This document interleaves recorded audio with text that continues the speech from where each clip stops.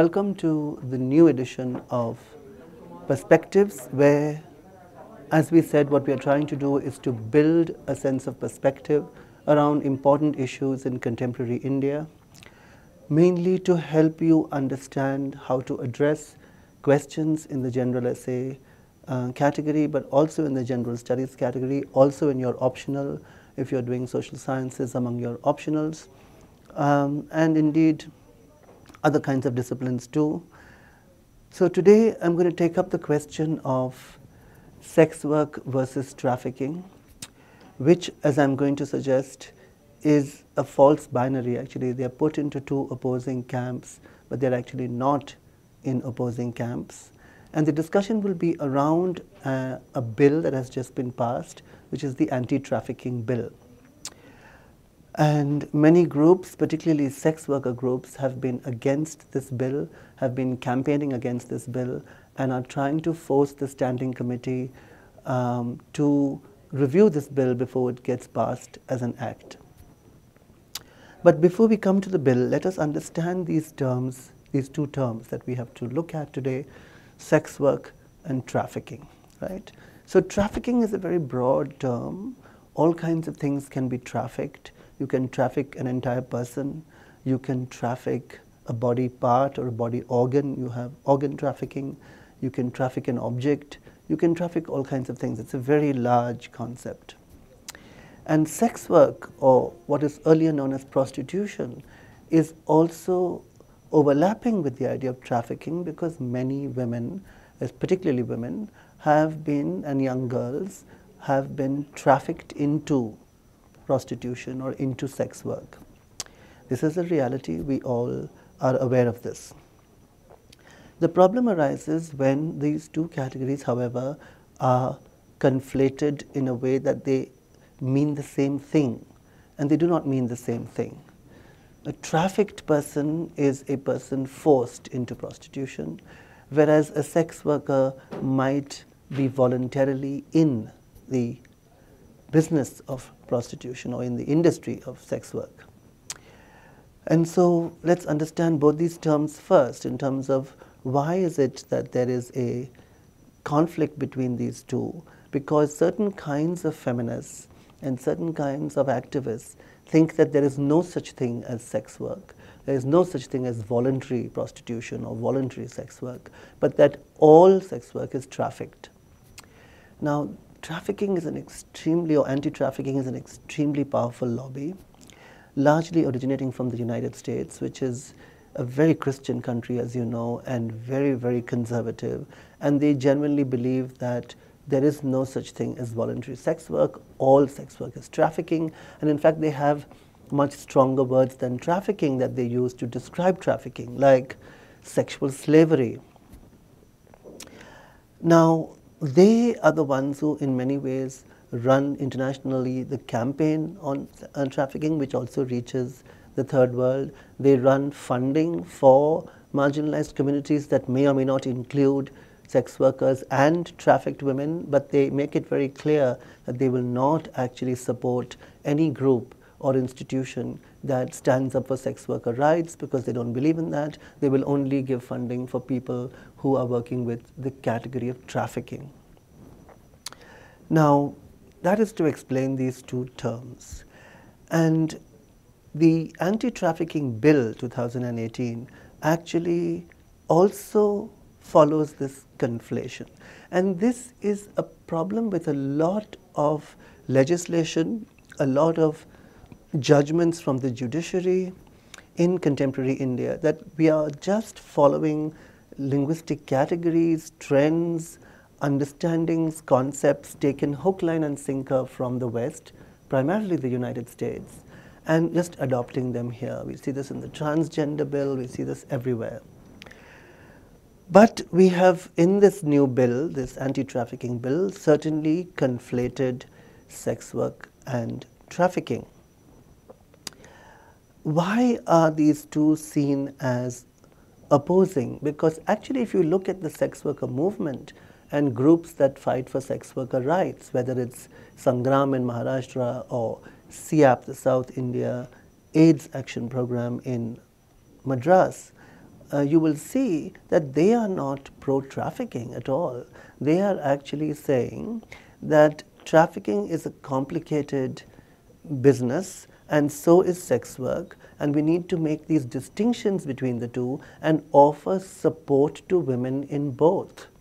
That is really what they're trying to say. So to set up this, no one in their right minds is pro-trafficking.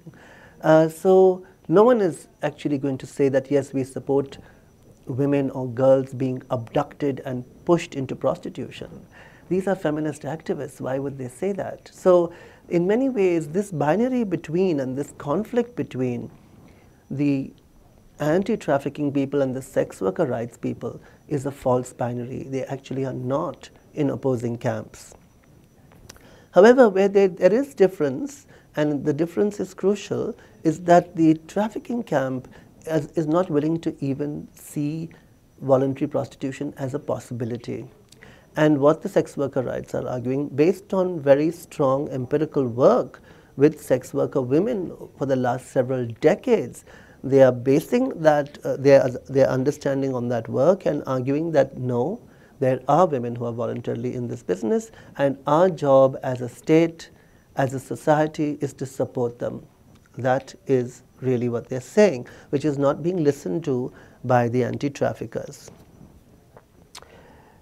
Now, the first thing that you need to remember as students attempting an answer around these questions, around the anti-trafficking bill or around sex work or thinking about these issues, this is an issue that is important in debates around gender, and gender questions, as you know, exist in all the categories of general studies, general essay, and the optional, most of the optionals at any rate. So the next point to remember is, why are we not aware of the fact mostly that sex work in this country is actually technically not illegal? So prostitution is not illegal in this country.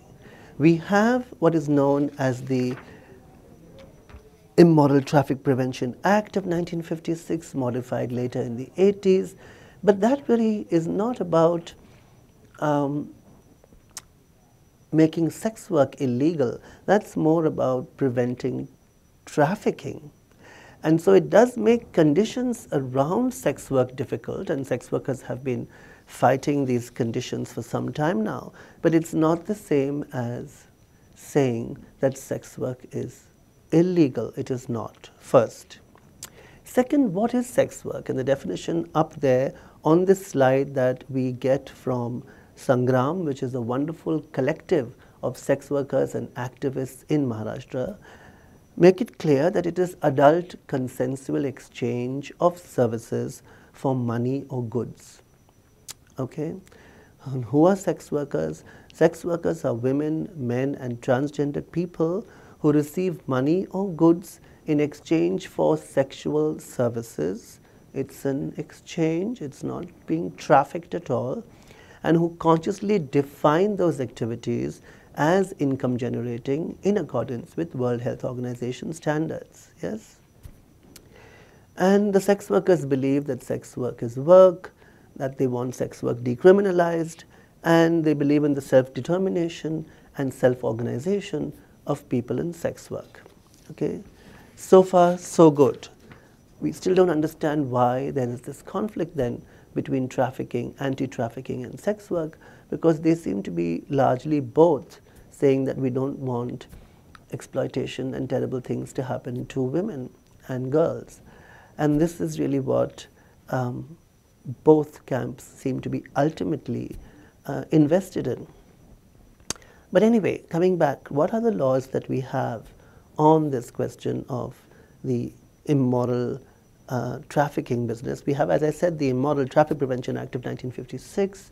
We have Section 370 of the IPC, which you can look at. And we have now this proposed bill.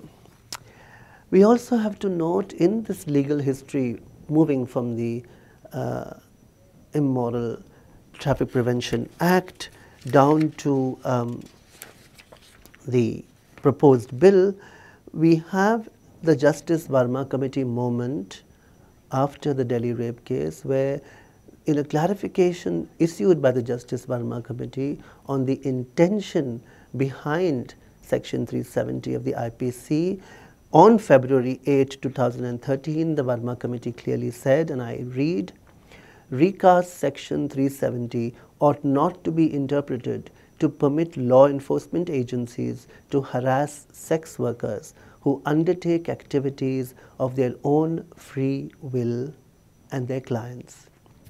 So it's very clear that the Verma Committee report in 2013 was a huge step forward, recognized sex workers and their rights, which then still confuses us about, after that recognition, why do we still have such a difficult debate around this question of sex work?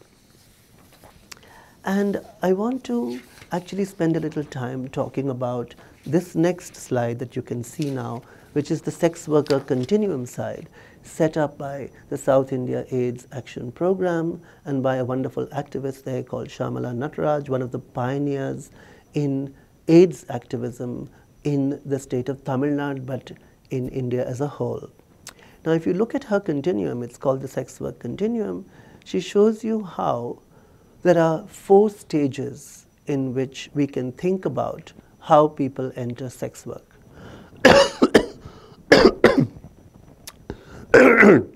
These include pre-sex work, where there are various push factors that force, in some sense, young women to enter sex work.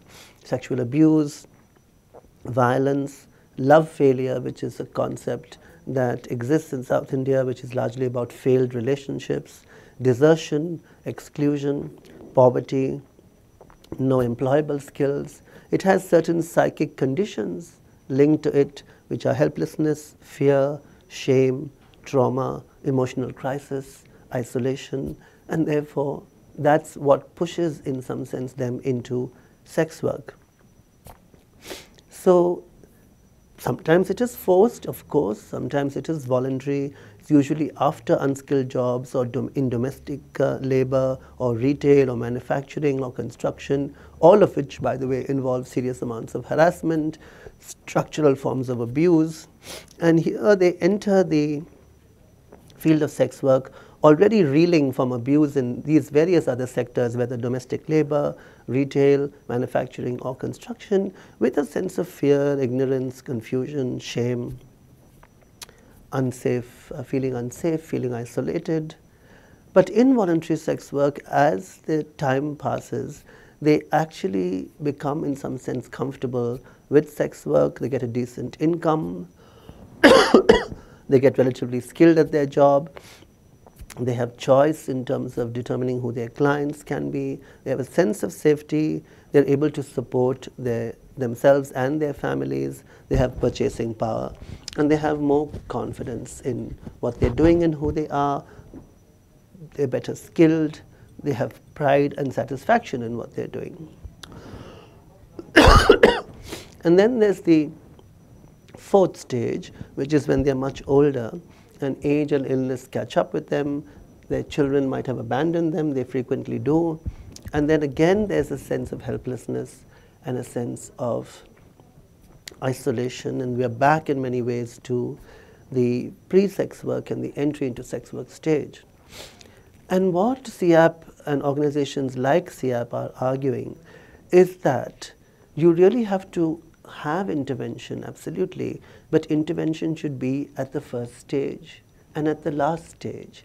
These are the 2 stages where you need intervention, whereas all anti-trafficking activity is really against the stage where people are in voluntary sex work and actually much more stable than they ever were, and much more organized than they ever were, much more able to control their lives than they ever were. So looking at this continuum, you can see very clearly that this is a sex worker organization, sex worker rights organization that is not pro-trafficking at all, that is saying, in fact, that trafficking can lead to terrible kinds of entry into sex work, and that it's not only trafficking but structural conditions that make the entry into sex work necessary in some sense for women who are not necessarily trafficked but forced by structural conditions to enter it, and that we need to do something about that, absolutely. But that once they're in it and there's a sense of agency for them, there is no business in, or there's no sense in actually clamping down on that stage. So intervention where it needs to happen is not there, and when it is not needed is very much there. And the second slide I want to show you and end this discussion with, or think about this discussion with, is another continuum that is set up by Sangram, again, the group I was talking about in Maharashtra, who draw a very interesting comparison between the new sort of impending anti-trafficking bill and the Bonded Labor System Act, where they show through this comparison that if you look at what the procedure is in the anti-trafficking bill, it's very much this idea of raid, rescue, rehabilitate, repatriate, right? Which actually is violent at many levels and also doesn't solve the problem at all. Whereas if you look at how they dealt with bonded labor system, which is quite an old law, it's not a new law, we could easily have replicated this older law in this new context. But here you extinguish the liability to repay the bonded debt of the person, you free the property of the bonded laborer from mortgage, the creditor is not to accept payment against the extinguished debt, the duty of the magistrate is to secure and protect the economic interests of the bonded ex-slave, and freed bonded laborer is not to be evicted from the homestead, or restoration or replacement of the homestead is offered. So this is in some sense the much better model to deal with sex workers rather than this raid, rescue, rehabilitate model that the anti-trafficking bill will follow. So basically what I'm trying to do through this perspective building video is to get you to think about these prejudicial understandings of sex work that we have in our heads. The fact is that sex work is an industry that is deeply rooted in almost every society, and that all kinds of people are tied up with this industry, the police, politicians, businessmen, all kinds of people and all kinds of institutions. And yet the law pretends to come up with this bill that can simply solve it with a magic wand. It's not going to work like that at all. What is needed instead is to try and recognize that this is an industry and to actually reduce the exploitation by the police, by politicians, by businessmen, and give much more control to the women to run this industry on their own in the way that they know best, because they are in it and they are the ones who do the work in it. So that's the first. The second is to recognize this as work, and recognize that many, many livelihoods are based on this work, and this new bill is going to destroy that work.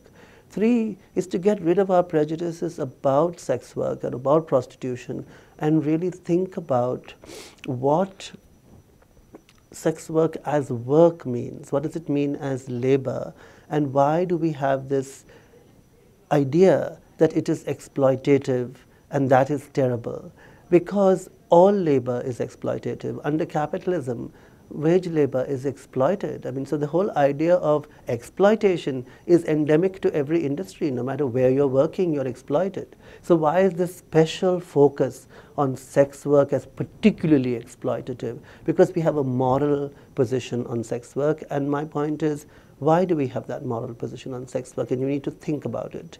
And finally, to think about trafficking and how we are buying into this, again, very moral rhetoric of anti-trafficking, and in the bargain not realizing that actually what we are doing through this rhetoric is clamping down on and destroying the lives of thousands and thousands of women in our moral righteousness to claim that we are anti-trafficking. So trafficking is terrible, but trafficking is only a very small part of sex work. It's a big concept and covers many other things, but in relation to sex work, it covers only a very small part. And intervention should be there, absolutely, but intervention should not be on independent sex workers who have built their lives through this labor and through this work.